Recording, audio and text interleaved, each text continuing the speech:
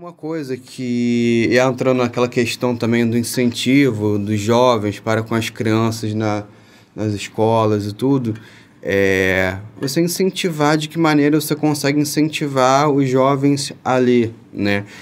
Muito se ouve, e aí realmente é uma dúvida, talvez até o Gustavo ele vai falar, de repente se você quiser complementar também, que a gente entrando nessa geração Z.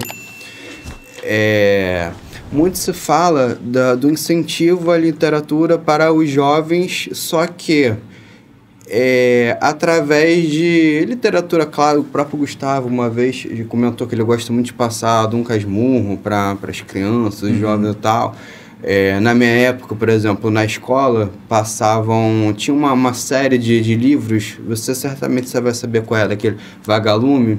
Sim. Então, sempre passavam livros dessa coleção pra gente ler, né? E eu acho que, assim, eu não sei se esse incentivo, essa maneira de você fazer a criança ficar animada com a leitura, talvez seja através dessas leituras, ou será que de repente não é muito mais interessante, não traria muito mais no automático deixar que as crianças, os jovens, escolhem aquilo que elas sintam interesse, desperte um interesse em ler um determinado tipo de coisa? Não sei se dá para ficar muito claro. Acho que as duas coisas. Por exemplo, só para complementar, por exemplo, o que será que é mais interessante? Uma criança, ela sentir a despertar a curiosidade de você ver o mundo mágico, o mundo diferente de Harry Potter, ou ele sentar para poder ler, por exemplo, Os Caravelhos do Diabo, por exemplo? Olha, eu acho que são épocas diferentes também, né? O Escaravelho já pode ser considerado um clássico. Mas, assim, o caso específico do Harry Potter, que nem é mais o caso hoje, né? É o caso do Harry Potter quando foi lançado também. O Harry Potter, ele, de fato, ele catalisou o interesse pela leitura dos jovens daquela época, né? Do final dos anos 90 aqui no Brasil. Então, crianças de 12 anos, 11, 12 anos, começaram a se interessar por leitura a partir da leitura do Harry Potter. Eu acho válido. A Raquel de Queiroz, ela dizia que achava um absurdo obrigar uma criança a ler algo só porque estava no programa, que a criança tinha que ler aquilo que ela estava interessada.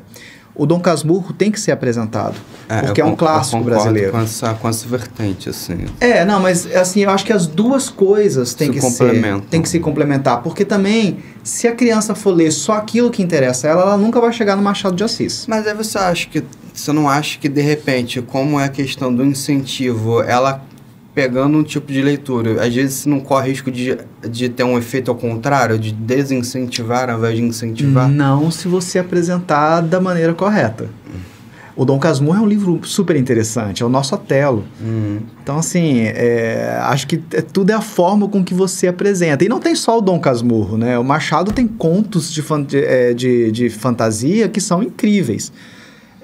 Aliás, ele tem muitos contos de terror. Tem outros aqui também, por exemplo, o Monteiro Lobato também. O Monteiro ele tem que ser contextualizado, porque ele tem tem algumas coisas que são problemáticas, mas Reinações de Narizinho é um livro delicioso de se ler.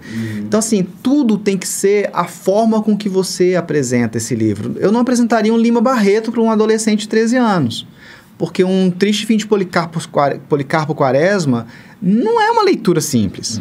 Mas agora você acha que seria a melhor maneira de você trabalhar com os dois? Tanto para a parte, vamos dizer, com aspas aqui, para a parte que talvez vá para uma coisa que seja mais interessante para a criança, quanto para o outro lado que é uma necessidade nacional, assim, vamos dizer, de se ter o contato com os clássicos e tal. Eu penso ainda que dá para você trabalhar das duas maneiras, de você articular bem um programa, de você criar, por exemplo, o espaço da aula de literatura e o espaço de um clube de leitura, por exemplo, em que a criança possa ler, né, aquilo que ela está interessada e discutir com os colegas, com a orientação de um professor, aquilo que ela está lendo. Então, acho que tem que complementar essas coisas.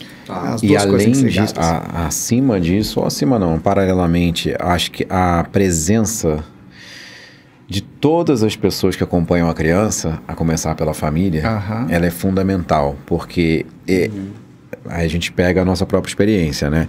Eu tive incentivos em casa da minha avó, do meu avô. Eu tenho toda a referência que isso me levou para um caminho de chegar na escola e para o meu professor foi mais tranquilo. Ele já tinha recebido uma criança que iria entrar na atividade ali, claro que com uma boa orientação do professor, mas é uma coisa que também vem de casa, é um trabalho complementar. Todos, né? O professor, claro, mas assim, em casa é fundamental esse contato com o livro. A gente vê muitos jovens que já têm essa cultura na própria família, que tem contato com a literatura de uma forma ou de outra, qualquer. Aí eu não estou falando de literatura clássica, Turma da Mônica. Sim, qualquer. Um contato com a Turma da Mônica me levou, por exemplo, em grande parte a ter uma paixão pelo universo não só de história em quadrinho, mas querer ler outras coisas, ainda para uma idade ainda muito novo, querer me interessar para ver outras coisas. Então, é tudo uma formação de que parte, né? Como você está falando, tem família que não se importa muito com isso, vai dar o celular. O professor não é responsável pela criança, né? Lógico. O professor, ele é uma parte também importante, mas a coisa vem são os pais, não o são os pais. A criança é um suporte, claro.